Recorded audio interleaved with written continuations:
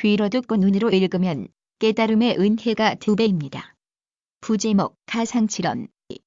성경 본문 요한복음 19장 26-27절, 마태복음 27장 46절.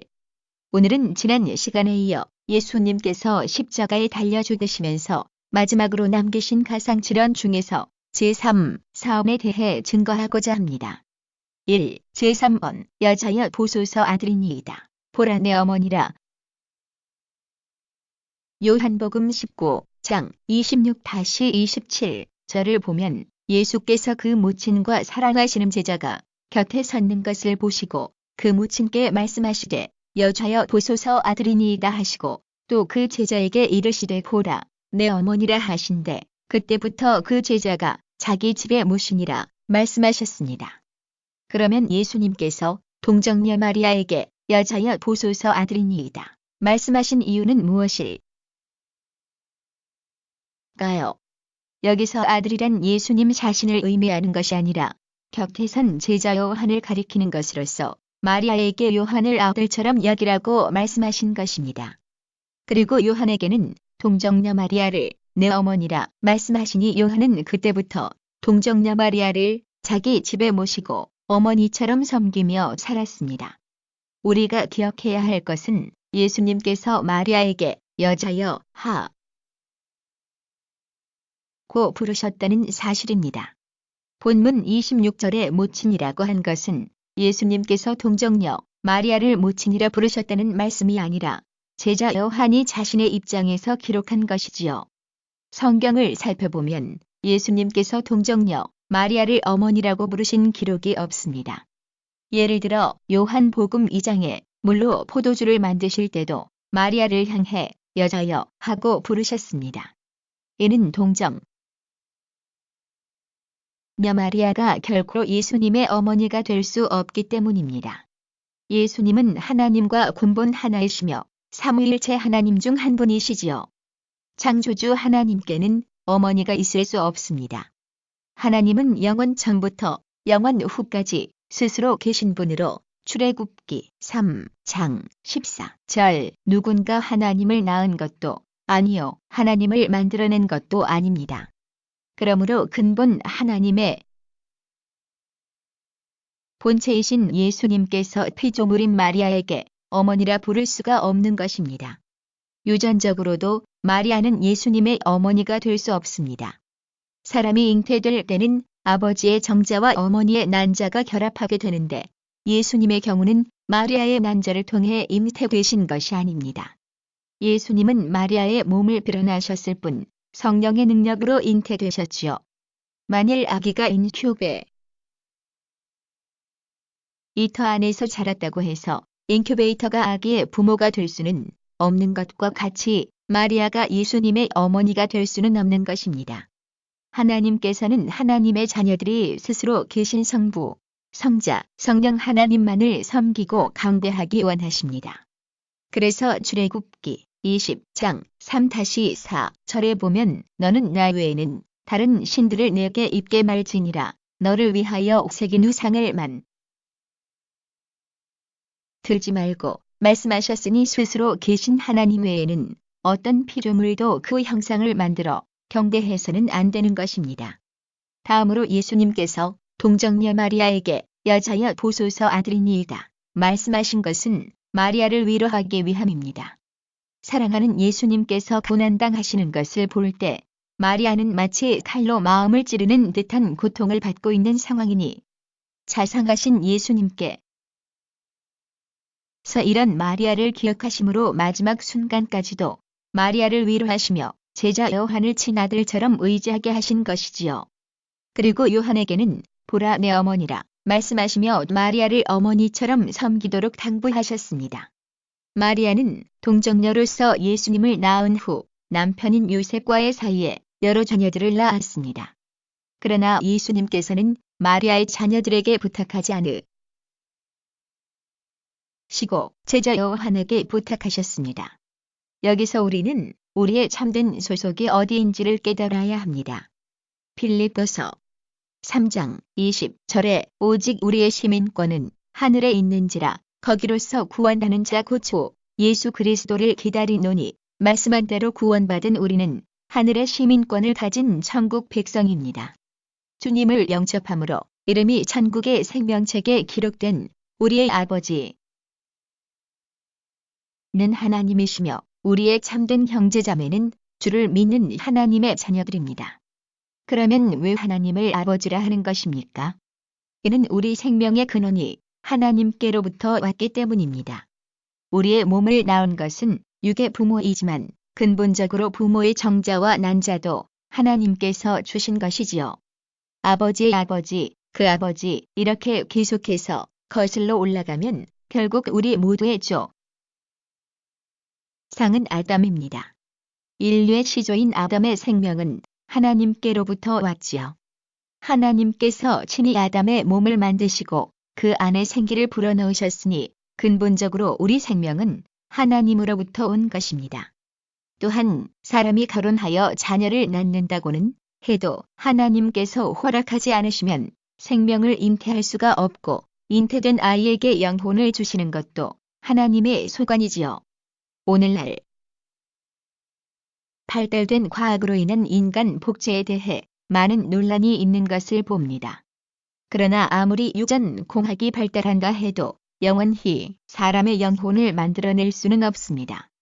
설령 사람의 유전 복제할 수 있다 해도 하나님께서 그 안에 영을 주시지 않으니 그 복제된 형상은 짐승과 다름이 없으며 참된 사람이라 할 수 없는 것입니다. 또한 잉태된 자녀의 성별이나 성품, 해 모두 부모가 원하는 대로 할 수 있는 것이 아니지요. 오직 한 분 하나님만이 사람의 생명을 주관하실 수 있는 것입니다. 본교회에서는 잉태하지 못하던 부부가 하나님의 능력으로 잉태한 사례가 아주 많습니다. 결혼한 지 3년, 5년, 7년, 심지어 10년 이상씩 잉태하지 못하여 온갖 방법을 동원해 보았지만 아이를 갖지 못했던 분들이 저에게 믿음으로 나와서 기도 받았을 때 하나님의 역사로 잉태하게 되었던 것입니다. 그러므로 사람에게 영혼을 주시는 분도 하나님이시여 생사화복을 주관하시는 분도 하나님이시며 이런 하나님께서 바로 우리 아버지가 되십니다. 만일 하나님을 믿지 않고 세상 정욕을 따라 살아간다면 하나님을 아버지라 부를 수가 없습니다. 이런 사람들에 대해서는 요한복음 8장 44절에 너희는 너희 아비 마귀에게서 났으니 너희 아비의 욕심을 너희도 행하고자 하느니라. 저는 처음부터 살인한 자요. 진리가 그 속에 없으므로 진리에 서지 못하고 거짓을 말할 때마다 제 것으로 말하나니 이는 저가 거짓말장이요 거짓의 아비가 되었음이니라 하셨기 때문입니다. 세상 사람들은 마귀가 미혹하는 대로 범죄하며 살다가 세상 끝날에는 지옥불에 던져지지만 하나님을 아버지라 부르는 성도들은 영원히 천국에서 삽니다. 그러니 이 땅에서는 서로 혈연 관계로 맺어진 가족이라 해도 주님을 믿지 않는 가족들은 천국에서 영원히 함께할 수 있는 것이 아닙니다. 마태복음 12장 50절에 예수님께서도 누구든지 하늘에 계신 내 아버지의 뜻대로 하는 자가 내 형제요 자매요 모친이니라 하여 주를 믿는 성도들이야말로 장차 천국에서 영원히 함께 살게 될 참된 가족임을 알려주셨지요. 그렇다고 이 말이 육의 부모 형제를 사랑하지 말라는 뜻은 아닙니다. 육의 가족을 당연히 사랑하고 섬기되 그 사랑이 하나님 앞에 합당한 영적인 사랑이어야 한다는 사실입니다. 만약 가족들이 하나님을 회방하고 하나님의 뜻과 반대되게 행하도록 한다면 이럴 때는 가족에게 맞춰주는 것이 참된 사랑이 아닙니다. 예를 들어 부모님이나 형제가 교회에 가지 말라 하거나 함께 범죄하자 하면 따라줄 수 있겠는지요? 이는 사랑이 아니라 함께 사망으로 가는 것입니다. 그러니 육의 부모, 형제도 사랑해야 하지만 반드시 진리 안에서 사랑하고 섬겨야 합니다. 또한 육의 가족들을 사랑한다면 무엇보다도 그들도 함께 구원받고 천국에 갈 수 있도록 전도해야 합니다. 그래서 영원한 천국에서 함께 살 수 있는 진정한 가족이 되어야 하는 것입니다.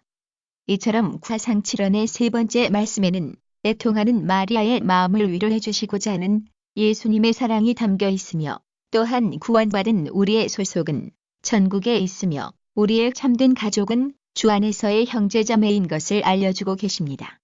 이 제4원 엘리 엘리 라마 사박다니. 마태복음 27장 46절을 보면 제9시쯤에 예수께서 크게 소리질러 가라사대 엘리 엘리 라마 사박다니 하시니, 이는 곧 나의 하나님 어찌하여 나를 버리셨나이까 하는 뜻이라 했습니다. 마가복음 15장 25절에는 때가 제3시가 되어 십자가에 못 박으니라 하였으니, 예수님께서 십자가에 못 박혀 혹독한 고통을 받으며 6시간째 매달려 계셨다는 사실을 알 수 있지요. 혹자는 어찌하여 나를 버리셨나이까 하신 말씀을 예수님께서 심한 고통으로 인해 하나님을 원망하시는가 보다 하고 오해하기도 합니다. 그러나 예수님께서는 하나님을 원망하시거나 고통으로 인해 탄식하신 것이 결코 아닙니다. 예수님께서는 이 땅에 오시기 전부터 이미 앞으로 되어질 일을 다 하셨고, 십자가의 고통에 대해서도 다 아셨습니다. 그러면서도 아버지의 섭리를 이루기 위해 기꺼이 십자가의 길을 선택하셨지요. 더구나 모든 고통이 끝날 때가 되었는데 이제 와서 하나님을 원망하실 리가 없습니다. 이 말씀에는 중요한 영적인 의미가 담긴 것입니다. 먼저 이 말씀을 하실 때 예수님께서는 크게 소리질러 말씀하셨다 했지요. 예수님께서는 밤새 끌려다니며 신문을 받으셨고 심한 채찍질을 당하셨으며 십자가에 못 박힌 채 6시간을 피 흘리며 매달려 계셨습니다.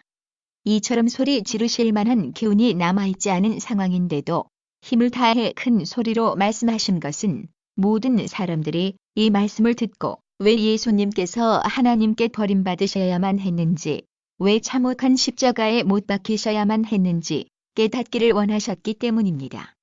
그 당시 예수님께서는 저주받은 십자가에 달리시기까지 하나님으로부터 철저히 버림받으신 상태입니다. 이는 죄인된 모든 인류의 죄를 대속하시기 위함입니다. 율법의 저주로 인해 하나님으로부터 버림받을 운명이었기에 예수님께서 대신 저주를 받아 하나님으로부터 버림받으신 것입니다. 지옥으로 갈 수밖에 없는 우리를 구원하여 천국에 인도하시기 위하여 예수님께서 대신 죽으신 것이지요. 바로 이런 의미를 모든 사람들이 알 수 있도록 예수님께서는 온 힘을 다해 외치셨습니다. 성경을 살펴보면 예수님께서는 하나님을 부르실 때 항상 친근하게 아버지라고 부르셨습니다. 그런데 유독 본문에서 나의 하나님이라 부르신 이유는 바로 저주받은 죄인의 입장에서 하나님을 부르시는 것이기 때문입니다. 예수님은 인류의 모든 저주를 대신 지시고 죄인의 신분으로 십자가에 달리셨으니 거룩하신 하나님을 감히 아버지라 부를 수 없었습니다. 여러분도 마찬가지입니다. 주를 믿는다 하면서도 여전히 죄 가운데 살 때는 하나님의 자녀로서 당당하게 기도할 수가 없습니다. 하나님의 뜻대로 살지도 않고 하나님의 대적, 원수 마귀 사단이 미혹하는 대로 살아가면서 하나님을 담대하게 아버지라 부를 수는 없는 것이지요. 이처럼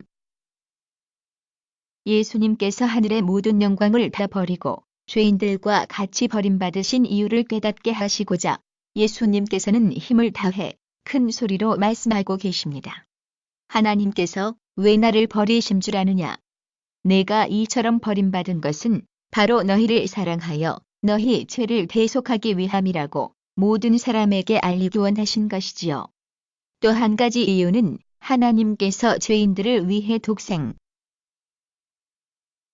자까지 내어주셨건만 여전히 수많은 사람들이 이를 알지 못하고 세상과 작하여 사망의 길로 가기 때문입니다. 모든 영혼들이 예수님께서 십자가에 달리신 이유를 알아서 구세주로 영접하고 생명을 얻기 원하여 큰 소리로 외치신 것이지요. 사랑하는 성도 여러분, 예수님께서 우리 죄를 인해 버림받으셨고 십자가에서 달려 죽으셨음을 마음 중심에 믿는다면 더 이상 죄 가운 대거하지 말고 거룩하게 구별된 삶을 살면서 하나님을 아버지라 부를 수 있는 자녀들이 되어야 합니다. 또한 십자가의 도를 세상에 열심히 전파하여 진리를 알지 못하고 사망으로 가는 많은 영혼들을 구원의 길로 인도해야 합니다.